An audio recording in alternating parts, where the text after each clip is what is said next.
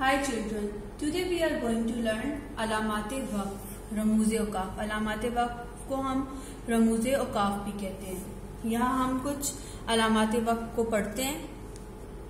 सक्ता, सक्ता की ये अलामत है।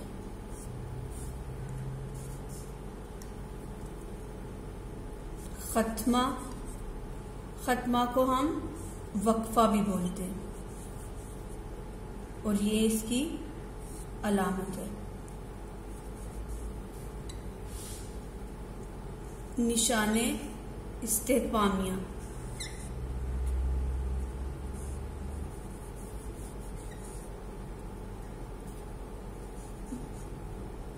इसे हम सवालिया निशान भी कहते हैं।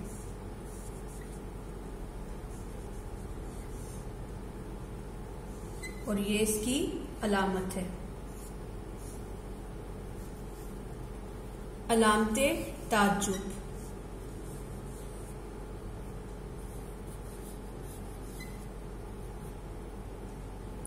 ये इसकी अलामत है। वावेन,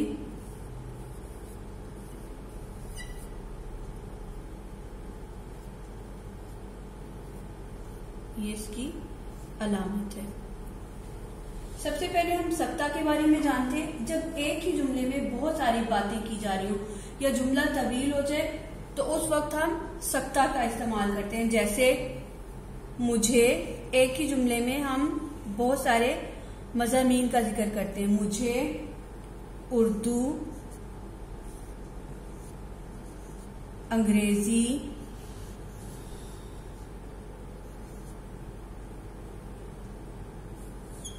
अरबी और फारसी बहुत पसंद है।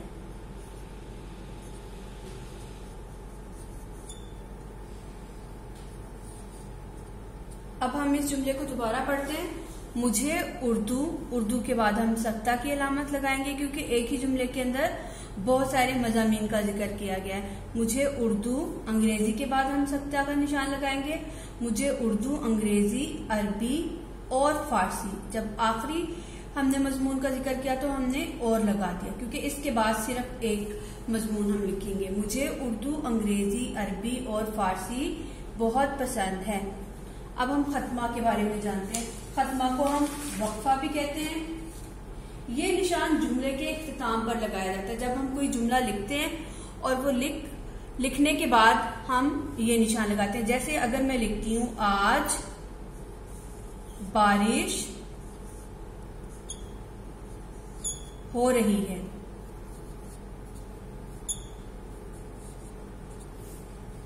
अब ये जुमला मेरा यहाँ पे खत्म हो गया। अब मैं क्या करूंगी कि इसके आखिर में खत्मा लगा दूंगी। आज बारिश हो रही है, खत्मा का निशान लगा दिया।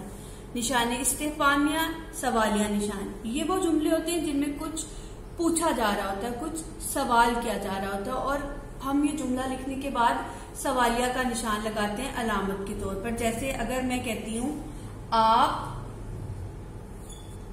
कब पैदा हुए, आप कब पैदा हुए, इस जुमले के अंदर मैं पूछ रही हूं इसलिए अलामत के तौर पर मैं सवालिया का निशान लगाऊंगी। आप कब पैदा हुए।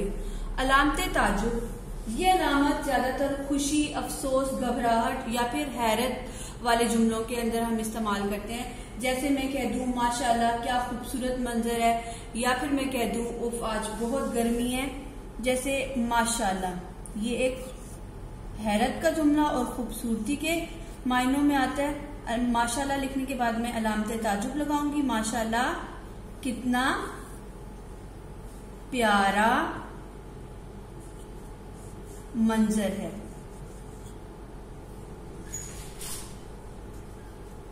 इसमें मैंने आखिर में सवालिया निशान क्यों लगाया? क्योंकि इसमें पूछ रही हूं कितना प्यारा मंजर है। उफ आज بہت گرمی ہے. اف آج بہت گرمی ہے. اس کے اندر حیرت ہے، گھبراہٹ ہے، اس لیے ہم نے اف کے بعد علامت تعجب کا استعمال کیا. ماشاءاللہ کتنا پیارا منظر ہے. اف آج بہت گرمی ہے. اسی طرح سے ہم کہہ سکتے ہیں واو آج کتنا دلکش منظر ہے، واو ہماری ٹیم نے بہت اچھا کھیلا. اس طرح کے جو بھی جملے ہوں گے ان میں ہم علامت تعجب کا استعمال کریں گے. واویل یہ علامت کسی قول کی ابتدا اور آخر میں استعمال ہوتی ہے، جس میں کسی خاص شخص کی طرف سے کوئی بات یا کوئی خاص بات کو بیان کیا گیا، اس کو ہم نے واوین کا استعمال کر کے ہم واضح کرتے ہیں. جیسے حضور پاک صلی اللہ علیہ وآلہ وسلم نے فرمایا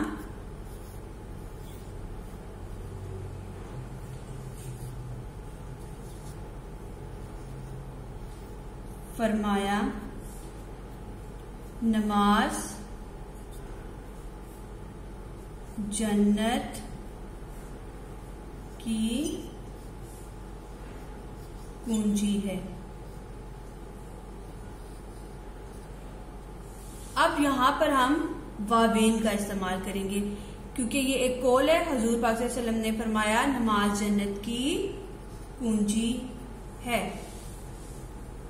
Hope so you are able to understand the topic. Best of luck.